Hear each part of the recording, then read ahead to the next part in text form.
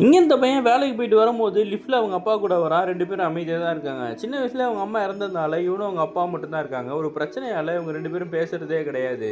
ஒரு நாள் இவன் வேலைய முடிச்சுட்டு வரும்போது அந்த பக்கம் ஒருத்தர் சைக்கிள்ல வந்து மீன் எடுத்துட்டு போறாரு. அந்த மீன் கீழ விழுந்துடுது. அத எடுத்துக்கிட்டு அவர் பின்னாடியே ஓடுறான். கொஞ்சம் தூரம் போனதுக்கப்புறம் காட்டு பகுதிக்குள்ள போய் ஒரு ஆர்ச் மாரி இருக்கு. அதுக்குள்ள அவர் பூந்து போயிடுறாரு. இவனும் பூந்து அந்த பக்கம் போனா, இவன் குட்டி பையனா மாறி அந்த மீன கையில வச்சிருக்கான். தண்ணீல பார்த்த உடனே, என்னடா நம்ம இப்படி ஆயிட்டோம்னு யோசிச்சுக்கிட்டு இருக்கான். அந்த அண்ணன் வந்துட்டு, "ஏன்டா வழி மாறி இங்க வந்துட்டியா? வீட்டுக்கு கூட்டு போறேன்னு" சொல்லி, அந்த பையன ஸ்ட்ரெயிட்டா கிராமத்துல இருந்த அவங்க வீட்டுக்கு கூட்டு போறான். அவங்க அப்பாவும் அங்க சின்ன வயசுல இருக்காரு.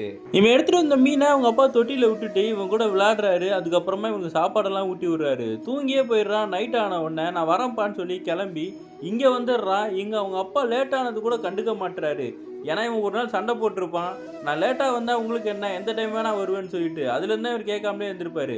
இவனுக்கோ இந்த அப்பா சுத்தமே புடிக்கல. சின்ன வயசுல இருந்தவர் தான் புடிக்குதுன்னு சொல்லிட்டு, தினமும் வேலைய முடிச்சுட்டு, அந்த ஆர்ச் வழியா உள்ள பூந்து அவங்க கிராமத்துக்கே போய் அவங்க அப்பா கூட விளையாட ஆரம்பிக்கிறான்.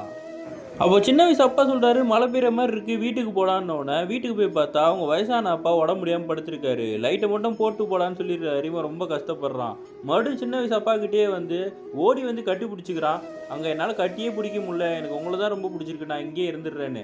அவரும் அந்த மீன மட்டும் கட்டி கையில குடுத்து, "நீ அந்த வயசான அப்பா கூட தான் இருக்கணும் போன்னு" சொல்லி அனுப்பி விட்டுறாரு. இவன் அங்க போயி அந்த மீன தொட்டியில போட்ட உடனே, அவங்க அப்பா தூக்கத்திலேயே சொல்றாரு, "சின்ன வயசுலேருந்தே நீ இப்படிதான்டா. எங்க மீன பார்த்தாலும் எடுத்துட்டு வந்துருவேன்னோனே" ஒரு நிமிஷம் யோசிச்சு பார்த்து அழுதுட்டு ஓடி வந்து அவங்க அப்பாவை கட்டி பிடிச்சுக்கிறான். என்னைக்குமே எனக்கு நீங்க தான்ப்பா முக்கியம்னு சொல்லிட்டு.